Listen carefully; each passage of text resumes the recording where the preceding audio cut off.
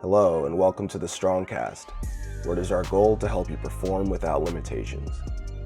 We chat with athletes, experts, and innovators to get their insights in optimizing the movement experience. I'm your host, Dr. Neil Toussaint. Hey guys, what's up? Welcome to StrongCast number 16. StrongCast where we talk all performance and longevity. We are joined by Tyler Hubbell. What's up, Tyler? How's it going? What's up, Neil? Thanks for having me on. I'm super excited to come on and talk about nutrition. I've wanted to be on multiple tricking podcasts. There's a couple others that I've tried to be on. I've been on one before. I don't know if you know Chris Serenius. I think Okay. you pronounce his last name. Yeah. He's a Colorado tricker. I did Cool. his podcast a couple times talking about nutrition. Nice. And yeah, so my goal is just to get as many trickers knowledgeable on nutrition and training as they can be. Because I feel like that was one of my biggest struggles when I first started when I was a teenager, and even battling it up through my early 20s, and now being like a dirty 30-year-old tricker, trying to figure out like how do I trick and like be an adult at the same time. Yeah, no, I think people are going to get tons of value from just like, having an expert in the field, like just giving the knowledge you have for us. Before all that, where are you located right now? So I'm in Memphis, Tennessee. Oh, cool. I'm not original from here. I'm actually originally from California. I was Yeah. in Sacramento, so I had sessions with Loop Kicks in the past when I first started. They were the first tricking gathering I went to. Small tricking scene in Sacramento. Did a lot of coaching for tricking there with Nice. youth and everything, and moved out here a couple years ago. And now this is where we're staying for right now. Cool. Cool. Yeah, Yeah, we're not too far. What is it, like 4 hour drive or something like that? 3, 4 hours. yeah. Cool. Definitely doable. There's not much of a tricking scene here at all. I think the closest is Nashville, Yeah. and then second would be probably Atlanta. Nice. Cool. And that's why I asked that too, because, just for people who might be in your area and we'll get into like how they can reach you if they have any more in-depth questions, but hopefully we answer a lot of questions during this thing. I have a lot of questions for Tyler, so I got this book of notes and stuff, so I'm going to be referencing this. And then we're actually going to end with a Q&A from you guys on Instagram because you guys gave me a lot of questions for Tyler through the stories, so thank you for that. But yeah, well, let's just get right into it. Like, I know you spoke a little bit about like, your background, but if you want to just go further into that, like how you started tricking and all that, just go for it. And then maybe background onto your how you got to this point, like as far as Yeah, education and all that stuff. yeah, of course. So I'll start with tricking. I think that's just the most relatable entry point. I think as trickers, we definitely like want to hear from other trickers rather than just professionals in some random field that don't know what they're doing or how it relates to us. But I Definitely. started tricking back in 2010. So I've been tricking for a good while. I originally did parkour and free running. I was like a weird kid in sixth and seventh grade, just like trying to figure out like sports were fun, doing random flips and stuff. And then I remember the day I actually sat down and I found like it was like ATG 2009, 2010 highlights, and it was like Phil Gibbs, Scott Skellin, and it was like his highlights of doing like triple full swing through and like spamming like all of his crazy twist stuff that was like kind of the genre of moves at that time. And I was just like, wow, this is awesome. It's all on flat ground. It's like flips, twists, but there's like these weird martial arts movements. Like Yeah. that is super cool. And I was like completely hooked. So I did it all throughout, starting in like what's that, eighth grade through high school. I started teaching people at an early age. My senior project for my high school, I ran a tricking club for my whole high school and just taught tricking every single day of my senior year of high school to That anyone sounds who wanted to awesome. learn it. That sounds It was awesome. super cool. You probably had a It was lot. It a was probably a revolving door because, like, a few people were like, "Ow, that hurt. I'm not going back." Oh yeah, exactly. It was pretty revolving. People honestly just stayed and like hung out for like the culture of it. It was just Yeah, like which is we were super in our cool. we were in our high school's wrestling room, just like blasting sampler music from Velu samplers, Phil Gibbs samplers, just like ot samplers, just kind of whatever was like trending at that time. And like was that 2012? They were just like had those songs on loop and just session. It was a super good time. So transitioning from that, I got out of high school, didn't really know what I wanted to do, but knew I wanted to do something involving tricking, movement, exercise. So I went and got a bachelor's in exercise science. Kind of was a longer path than intended, but eventually got there. Throughout the time, again, just was kind of tricking, doing my own things, just kind of being a college student, having fun. After I got out of college, I didn't go do anything with my degree. I actually ended up at a martial arts studio in Sacramento and was teaching their students tricking, and then got into the martial arts and like was kind of running a whole tricking program for their martial arts students. And that was again another further step to like coaching, doing hands-on stuff. Eventually, after like a year or two, I got into personal training, and then that led to me wanting to further my education. So I got the strength and conditioning certification from the NSCA. It's kind of like the next tier thing you do when you get a bachelor's in exercise science. You do that route, and then that gives you kind of the experience and knowledge to work with athletes. Kind of did that to just kind of further my knowledge with personal training and kind of just training myself as well. Then again, I started training people and noticed that nutrition was like this huge important thing, that it didn't matter how hard someone trained if they weren't eating right, which usually for someone who's a tricker is usually they're not eating enough, that they're going to be injury prone, recovery is going to take really long, or they're going to recover from their injury and then walk right back into another injury because they didn't rehab properly or they didn't eat properly during their rehab protocol. So then I got super deep into the nutrition route, then got into kind of more life coaching, health coaching, which is like the behaviors and habits around like why someone is healthy or not healthy. And that led me to being here, which is I kind of started my own business last year, kind of focusing on helping people with their habits, behaviors, integrating nutrition, training. And a year ago, I kind of got caught up in everything, kind of stopped doing stuff with tricking. And I was like not super fulfilled with what I was doing. And I kind of wanted to dip my toes back into giving back to the tricking community with all this knowledge I've been gathering over the last like 4 or 5 years. And that leads me to here and kind of posting stuff, reaching out to you, talking with you, and now getting to kind of share that knowledge. That's awesome, man. No, I love that. And similar to me, but we don't have to get into my story today, but pretty similar, honestly, with all of it. Just seeing the need that we don't have a lot of things in tricking, like you were saying, like, and not just Yeah. tricking, like dance, stunts, martial arts, anything where like you don't have like a coach right there, like, Yeah. and especially with nutrition, even if you do have a coach, rarely are they going in depth with the nutrition. You know what I mean? Or Yeah. what you need to be doing with your body, which is, what I'm here for. um, No, yeah. but yeah, I mean, so I think that like having people like me and you and like tons of other people doing different things in videography and just event planning, like we need our own infrastructure basically because that's how we're going to reach our people. And I love that Yeah. you're And getting I back think and doing it's that. and I think it's definitely happening, with different events getting bigger, you developing this app, helping people that way, me trying to dip my toes back into this as well. Like you said, there's not stuff like this for this kind of sport unless, you're a college sport. You think of like the big 4 or 5, like basketball, football, like things that have professional sports and that have been around for a while. They have a whole infrastructure for their athlete. I think the trending quote that I think what Brendan Morrison said last year that kind of caught on was like a tricker should be more like an athlete, or he wished trickers were more like athletes. The problem with that is that there's just so little resources that a traditional, like even like college athlete has a strength and conditioning coach, has an athletic trainer they can go to, has a nutrition coach, like has all of that at their fingertips, even more so at the professional level. And I would say what trickers do, especially the trickers that are at the quote unquote professional level, they're putting their bodies under just as much harm or more than other professional athletes in different sports. 1000%. And just going right off of that, what have you seen in your clients? Like, have you noticed a correlation between poor nutrition and injury in tricking athletes and in your clients? And like, what do you do to help them through that? Like, what is the process with that? Yeah.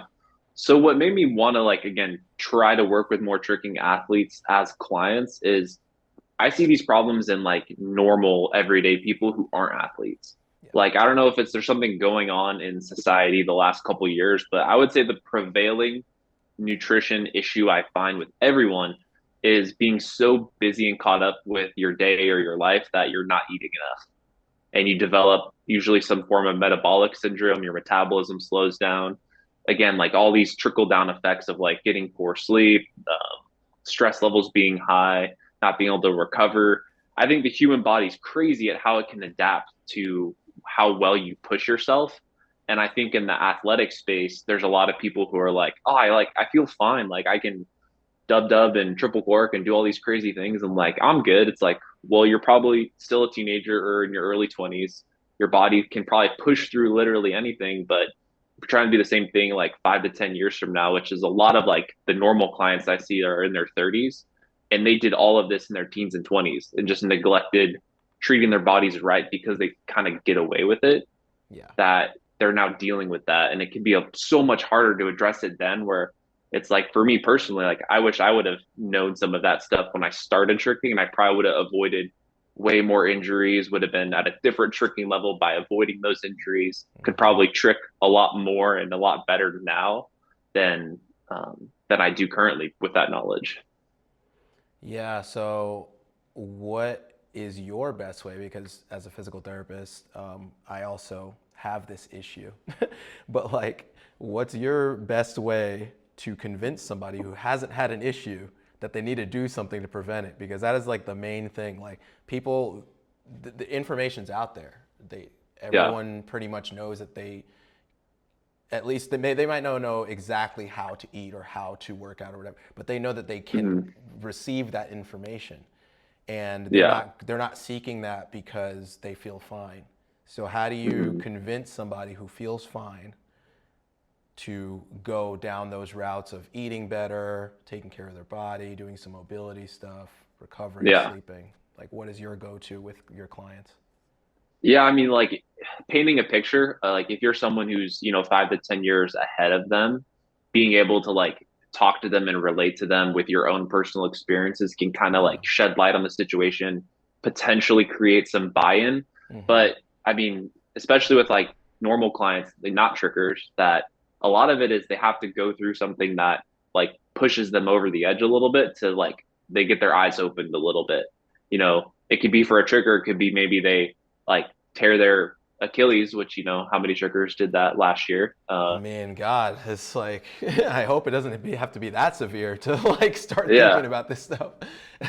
but like a trigger could get an injury, and then they Yeah. get that injury doesn't get better. Like they wait 8 months, do all the rehab, and then they go back to session, and then in like within 3 4 weeks they like rehurt it, and they're like, oh, I just pushed it too hard, and it's like, well, maybe there's a lot more going on. It's usually never so simple. Like I imagine even for your clients in physical therapy, I mean, the model that I try to have with my business is like we have so many referred professionals in our network that the goal is, yeah, we work on nutrition and training, but that even in itself is only one piece of so many other puzzles to keep someone healthy, Totally. that the goal is to try and teach someone like, hey, like you need to think about this and all these other things to make sure you're healthy now and 5, 10, 20, 30 years from now.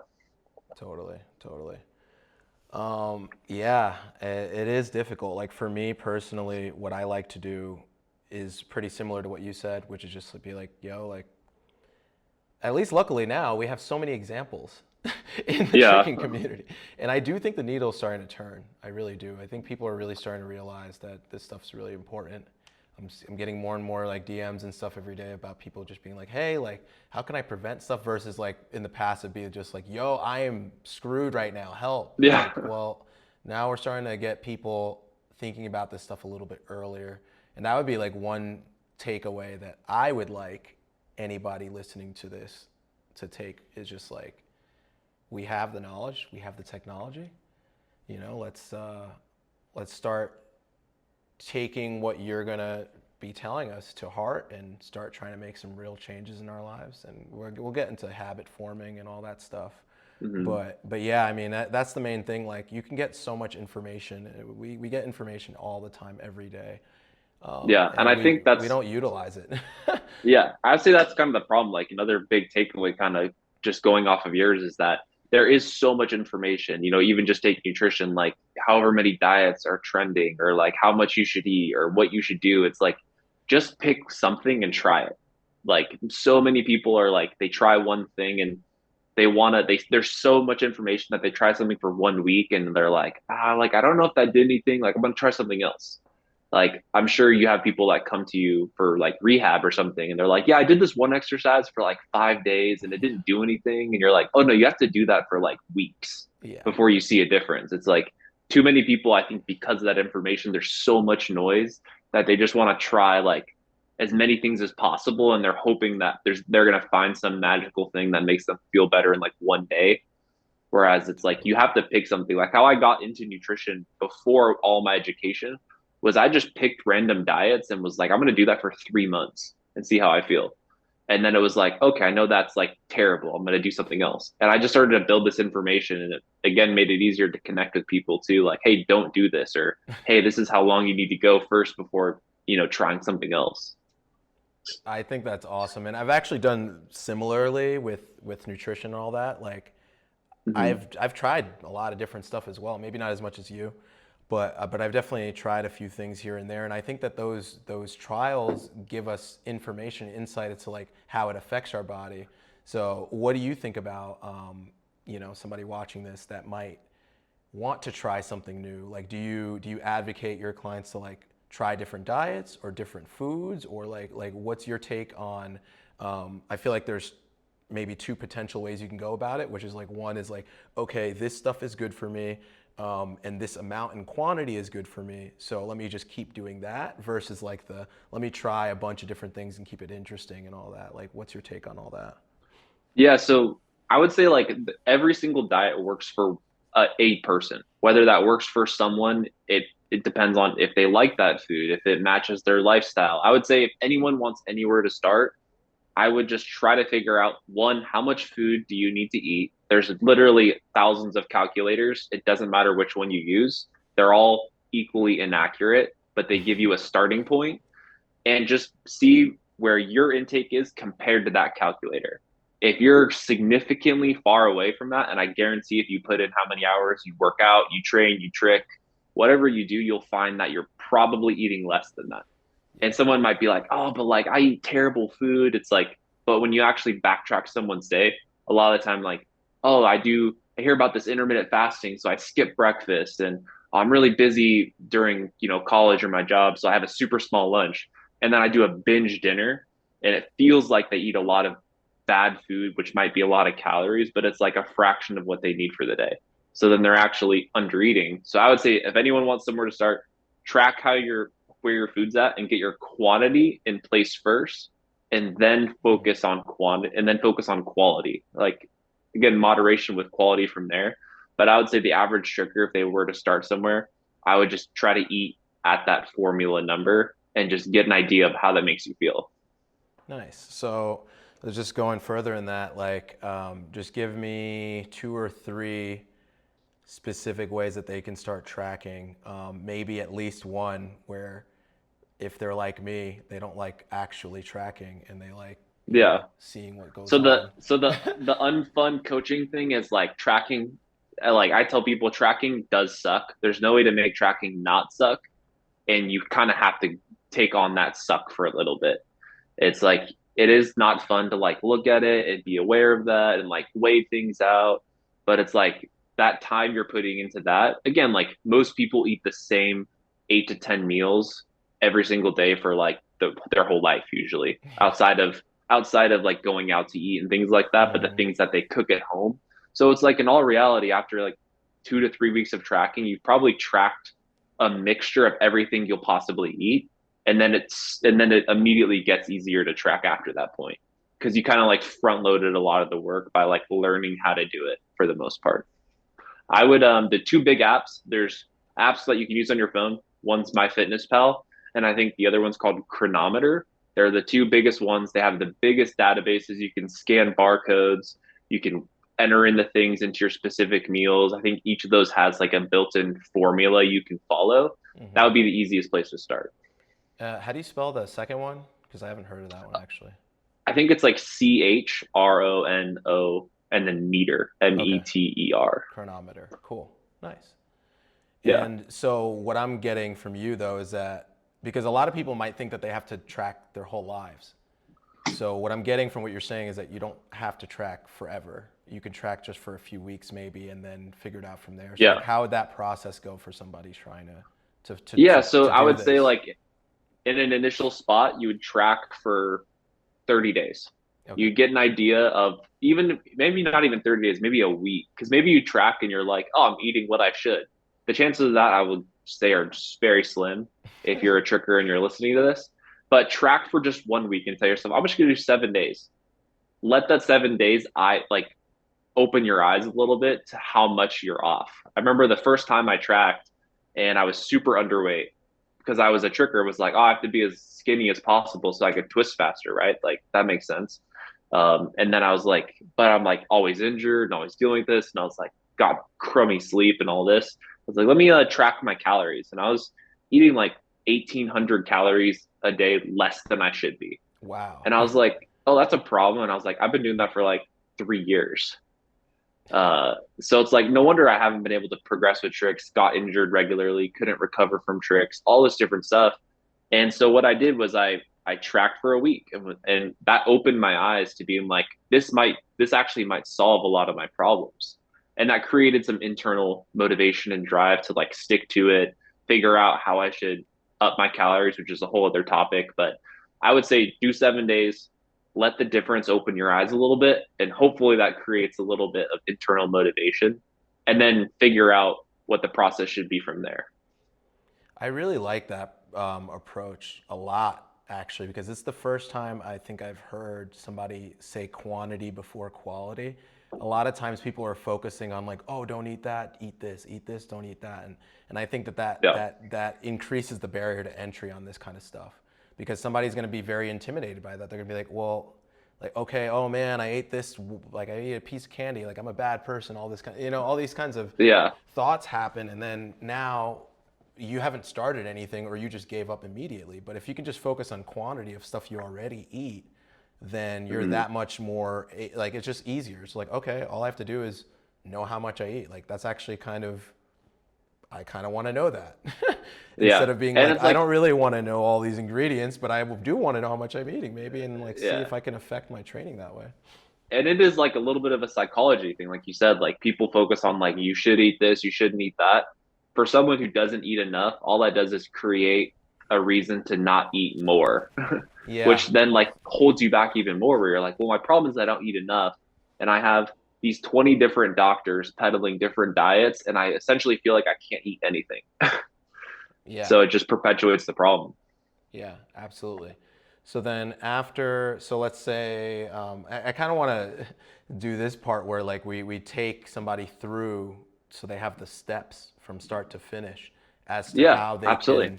can improve their nutrition and health and all that. So this person Yeah. is first taking a week, at least a week, to track Hmm. all the things that they normally eat. And that includes anything that contains calories, such as drinks or food, just for people listening, because, juice is not good for you. Anyway, Yeah. unless you Well, it's make it like yourself. if just because you don't believe in calories, calories still believe in you. So you have to track them. That's hilarious. Yeah, so then there's the tracking thing, and then what's next? Like, so now that they've Okay, so they've yeah, got their quantity of what they do eat, how do they know what they need to eat for their activity level, and then the types of foods that they need?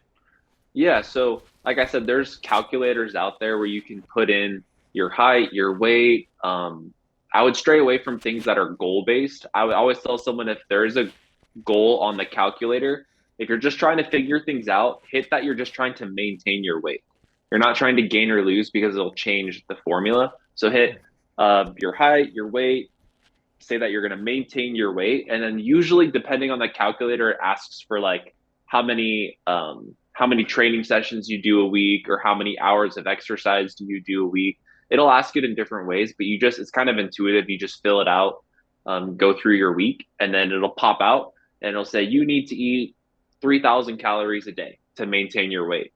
And right now we're just trying to figure out what that maintenance weight is, because that's our balance point for knowing if we need to go higher or lower than that. Right. So at this point, Just to be clear for everybody listening, at this point, you're not even trying to go higher, lower, change body composition, not even close to that. Right now, you're just trying to find what your baseline is. Yes. And then once you have that number, then what do you do? Like you got that number So from the app. yeah, so also like clarifying for everyone listening, in that week that you track your calories, you're not trying to hit your baseline. You're trying to find your starting point. So you track for 7 days, and then you find out, okay, my average caloric intake is 2,000 calories. I do my formula and it says I should eat 3,000 calories. So I'm at the end of my 7 days. What do I do? So say that's the case. What I would usually advise someone doing is to go to pick like 200 calories, for example, and do a 200 calorie increase until they get up to wherever they should be eating.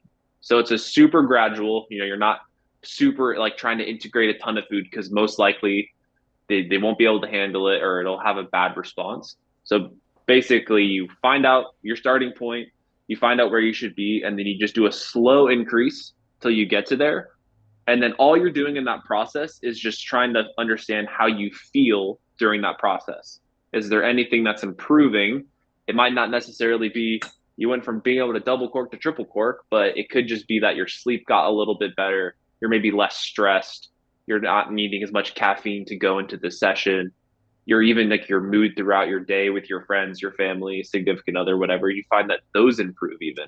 It's usually the little things that you kind of have to dig through internally that are going to improve first before all those fun performance things.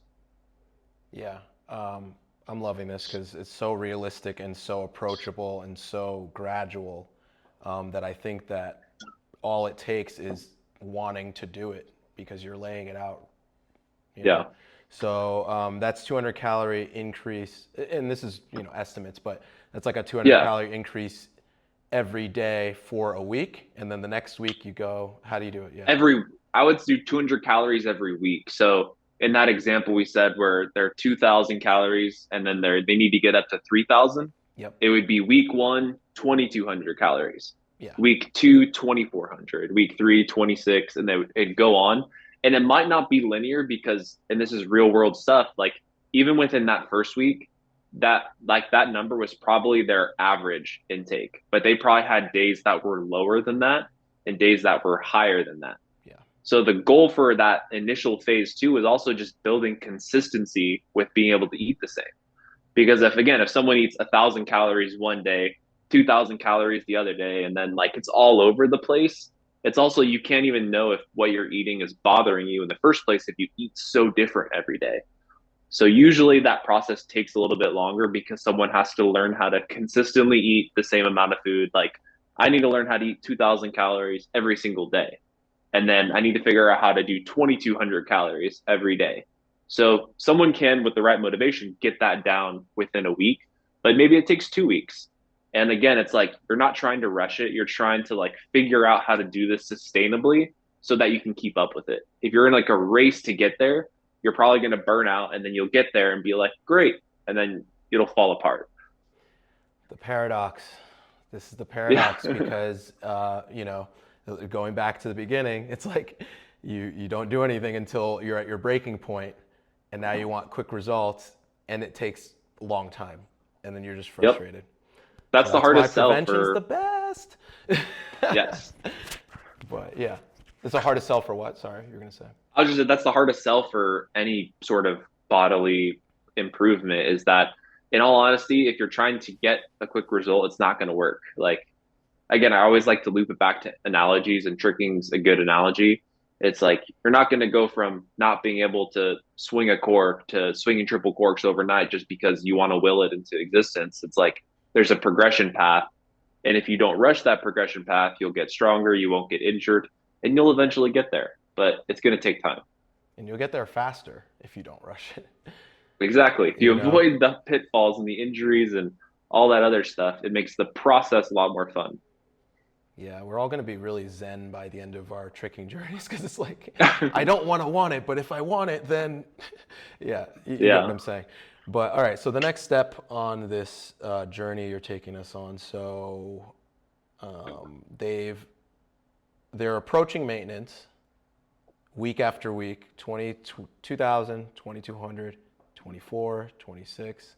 And then Yeah. so like about after 5 weeks, they should be at their maintenance. And you know, this is Yeah. going to vary, you know, Given the example. right, given the example, we're just going to roll with this example because I think it makes it easier to follow for Yeah. me and Yeah. everyone else. So yeah, so now at 5 weeks, they've reached their goal maintenance level. Now Yeah. what's the next step for them?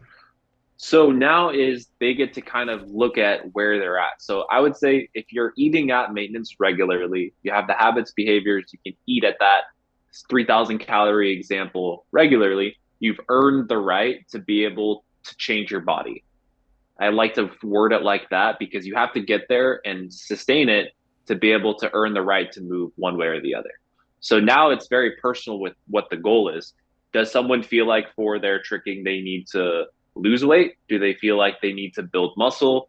Do they feel like they don't need to do either, but they just want to be able to feel healthy and have the energy to train regularly?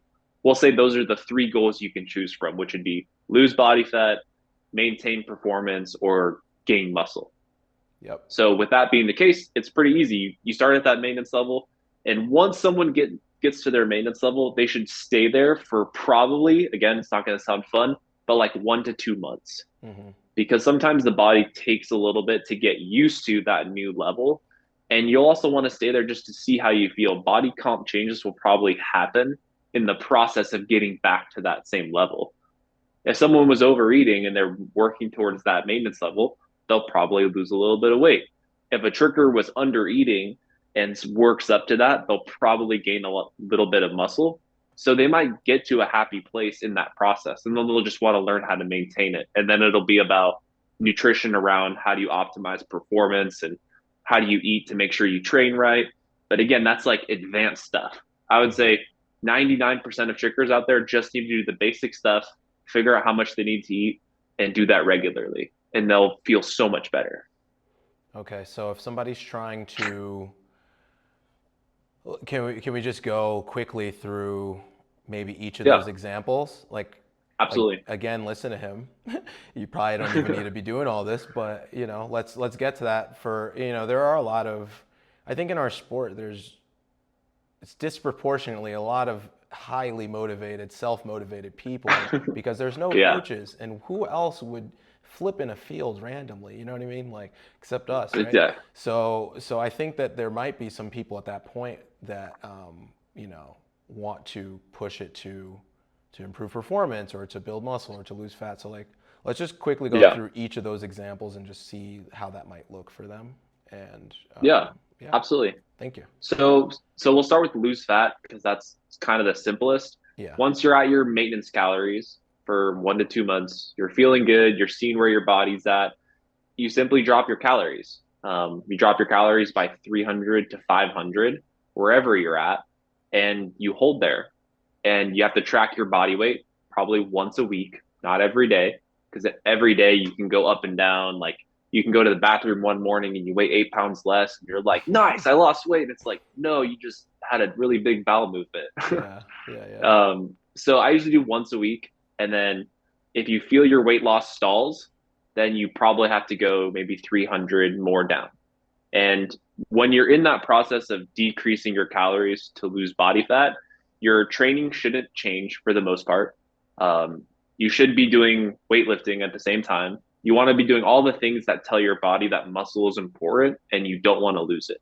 So, working out should happen, tricking should still happen. Protein amount should be elevated compared to what it was at maintenance level to just, again, tell your body as much as possible that muscle should stay.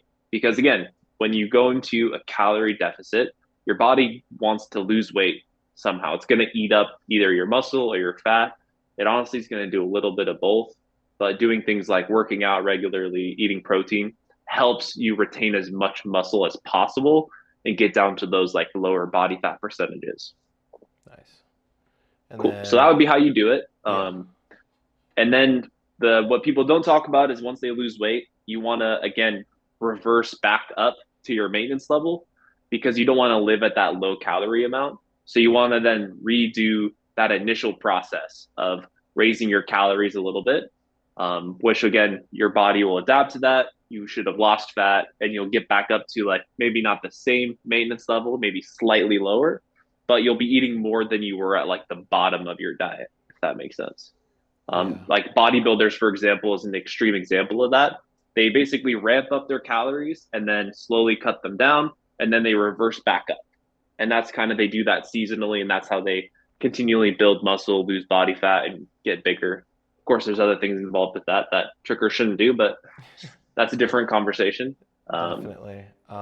Yeah. So with the going back up, are you doing another calculation now? Are you doing So yeah, another, you like, you know what I mean? Like after you've got to your, sorry, I want to also point out that you said that there was a goal weight or a goal. It might not just be weight, but it might be a goal look or body composition thing. Because sometimes yeah. people might think that they're going on this journey forever, and that might deter them from starting. So, Mhm. to people listening, it's like you can, like, there's an end where it becomes maintenance again, and it's not as difficult. Yeah. So I just wanted to point that out. And so then you're going. So yeah, are you doing that other calculation again, or how do you? Yeah, you probably will, especially if someone say lost a lot of weight. So say someone did like a diet for, so again, prefacing, if someone does choose to lose weight or gain muscle, that should only happen for about 3 to 4 months. If you go past that point, the body starts to adapt negatively to it, and it could be really hard to get back to a healthy maintenance level. So prefacing that first, if you're going to choose to lose weight, build up to maintenance, and then cut down for about 3 months, and then you'll have to recalculate. Because if you lost a lot of weight, if you just think about how the formula has you put in your current body weight for maintenance, it's going to be a different formula. So Hmm. you'll have to redo it. It might not be terribly different, but then you're going to redo the formula, get back up to a maintenance level, and then start back from there. Nice. That would be And like what a long-term fat loss plan looks like that I would take someone through. nice, and that ends up being about 6 months or so, because like the Yeah, first six month or months two to to acclimate, and then the 4 months yeah. to do the cut.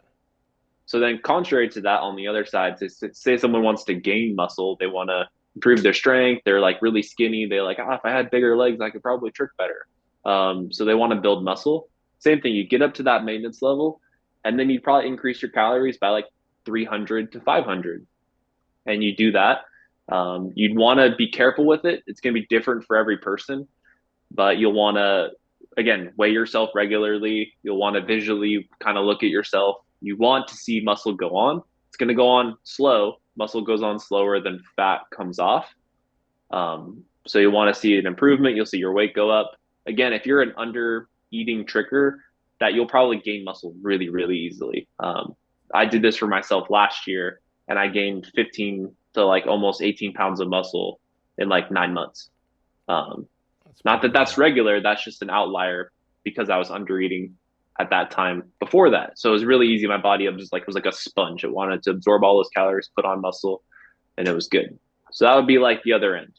You would do like 300, 500 calorie increases. You'd hold at that until your weight stabilizes.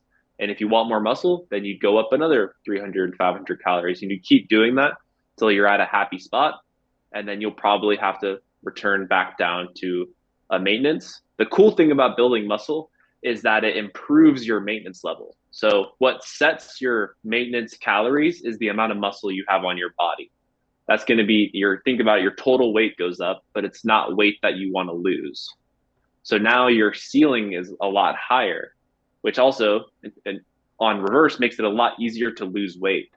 It's really hard for someone to lose weight if they're super, super untrained, they don't have a lot of muscle, and their maintenance level is 1,800 calories. Yeah. They don't have a lot of room to go down by 3 to 500 a couple times before they're barely eating anything and they feel like shit. But if you build a ton of muscle, it's like, why are super jacked guys? Why are they always jacked? It's because they have a lot of muscle and they have to eat 5,000 calories a day. That's an overstatement. They don't really need to eat that much, um, but they need to eat so much that it's super hard to gain body fat at that point if you have so much muscle. So that's a fun way to, like, if you like food and you like to trick, then like build muscle and you'll never get fat, essentially. It's just like a furnace. It consumes energy from your body. I like it. Yes, exactly. And then, so the middle one, probably the most important one, is because I would say trickers don't want to be super buff unless they're like Jujimufu, who gets really into wanting to be buff. Yeah. But I would say most people aren't that way, and it wouldn't service tricking performance well to be that big, especially if you want to like really push the ceiling of your tricking. Um, but you get to your maintenance level, and then really it's like super fine tuning your diet. Think of like you're now a car that goes really fast, but now you want to be a sports car. So now it's probably more important what that exact fuel is. So at that point, you really do dive into food quality if you're trying to optimize performance.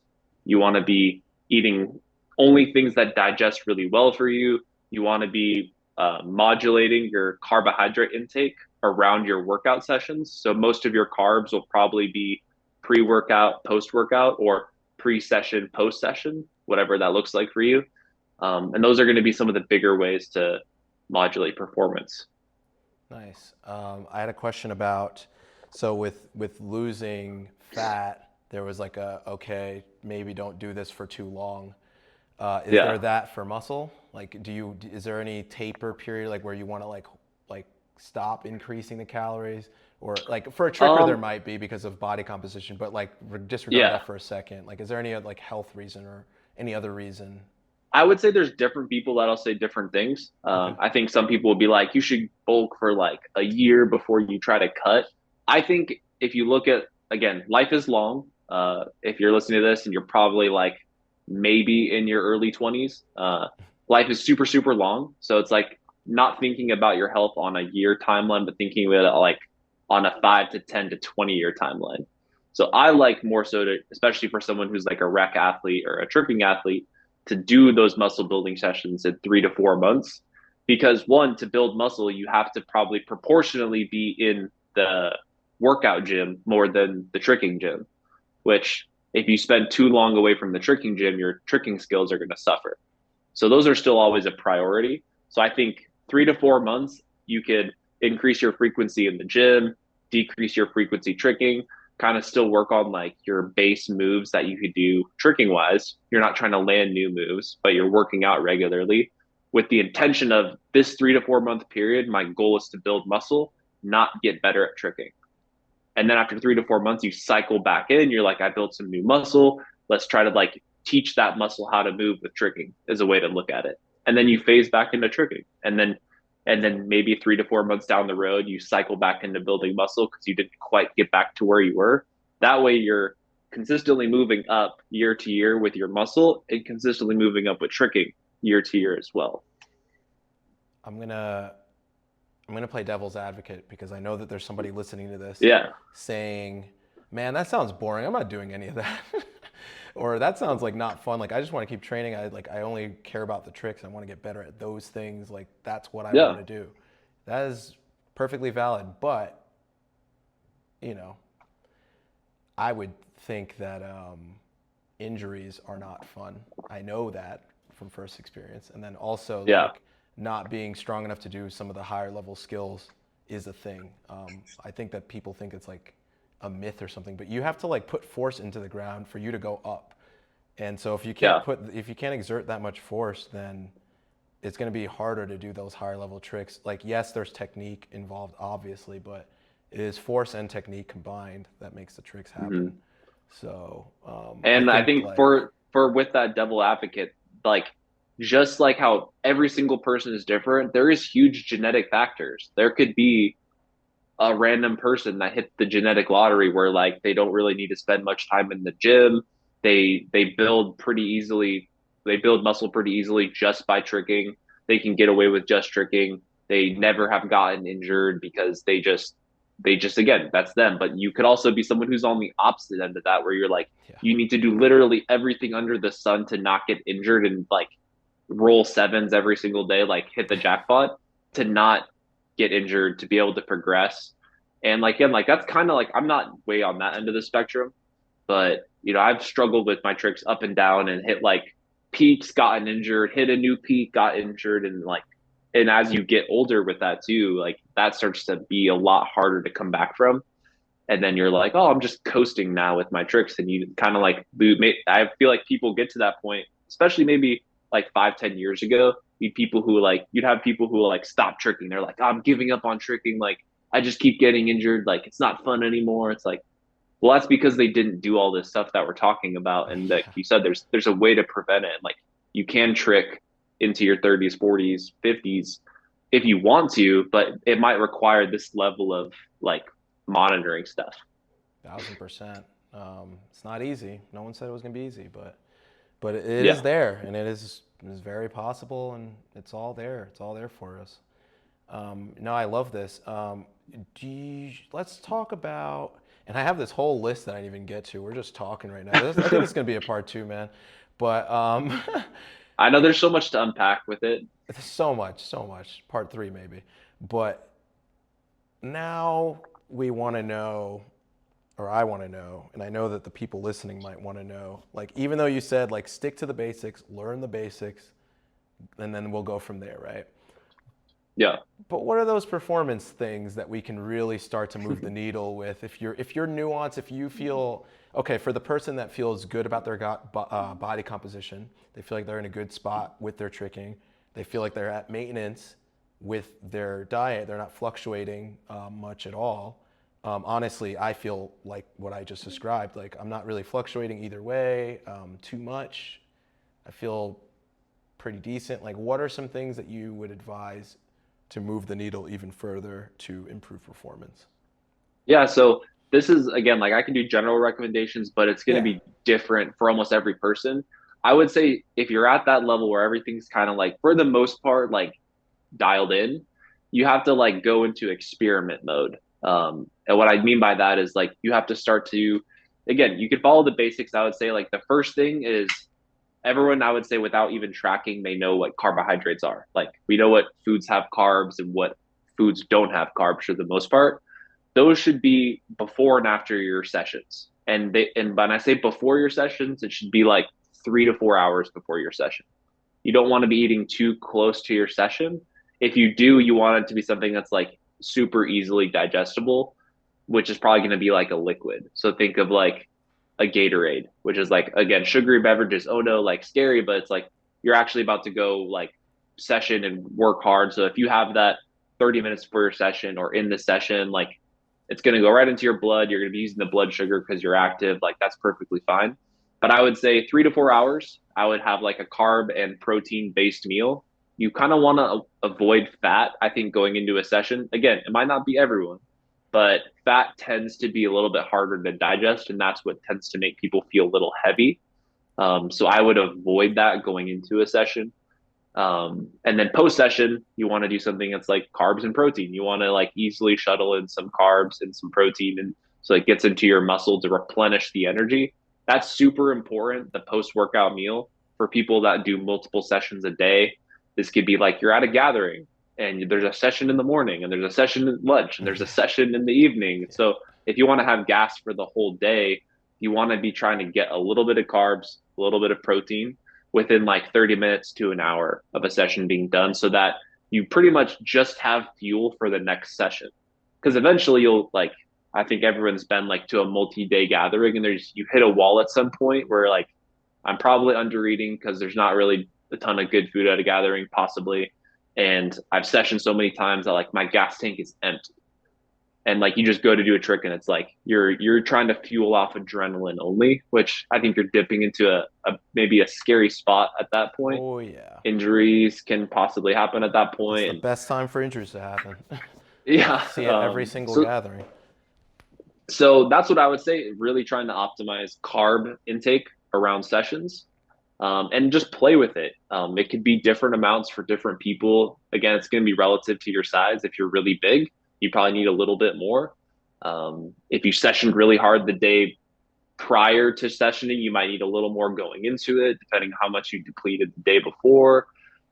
This is where it's like sometimes it helps to have a coach because you don't have to be in the weeds of like knowing all the specifics. And you can just have a coach that just says, do this. And you're like, yes, I will do that and report back how I feel.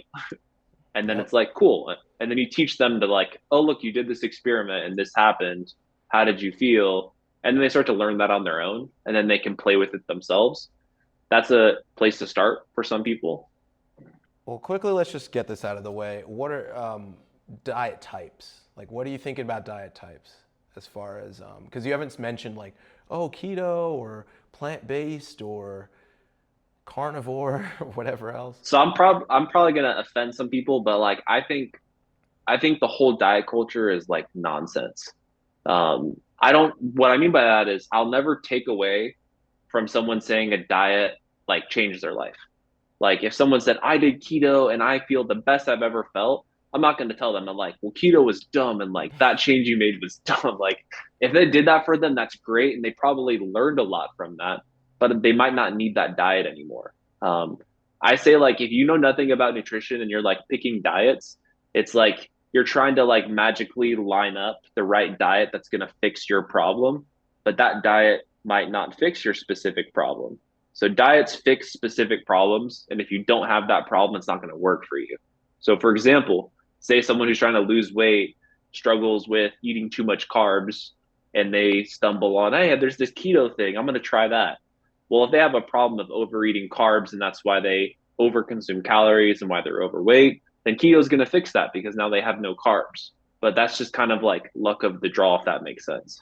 So I think so what I would stay away from diet wise is if there's people that are like excited that you're gonna do your diet, their diet, and they're like, you're a part of my club, like let's be this diet together. I would just steer clear from it because I would say at face value, you have someone saying this works for me, and because it works for me, it's gonna work for you, which can't be the truth because it's like it may work for them, but what if that person does that and then now they're comparing themselves to that person and they feel bad about it and they either a force themselves to do the diet and they feel terrible, or they give up and they're like, oh, that's not for me, and now they're like diets are dumb, so now they like want to spend less time on the nutrition, they just go back to doing what they're doing. So I say stay away from diets unless your mindset going into it is this might not work for me, but there's maybe a lesson I can learn here from this diet. And man, that last little part is like exactly what I was just about to say. Because I'm like, I've done that plenty of times, but the difference was that I went in with an experimental mindset, not like a, oh, this is going to be some grand revelation. And then I was able to stop, like, for example, I've done things like Mm-hmm. no grain for a bit because I felt that like wheat was bothering me, which I still think that might be pretty true. Mm-hmm. Depends on what kind and stuff, but that's Yeah. whatever. And then I've done like intermittent fasting and all this kind of stuff. I've learned positives and negatives from all of those things, and I think that right Mm-hmm. now I've taken positives and negatives from all the different types of ways I've tried to eat, and now I'm in a pretty good place. But that doesn't mean it can't get better. Obviously, I'm still always looking for more info. Yeah. But I love that approach, and just knowing where you're at mentally is like a huge part of this. It sounds like it Mm-hmm. might be all of it.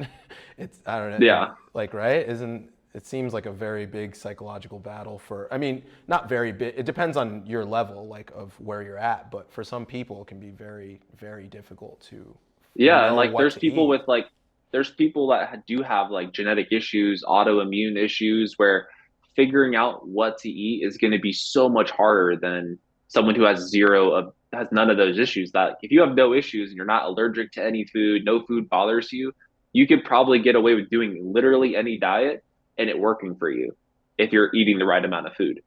But usually someone is like susceptible to being allergic to fish, or they don't like nuts, or meat makes them feel bad or something like that. It's like they're going to have to work around that. And I tell people it's like it does take a long time to figure out the right diet for you.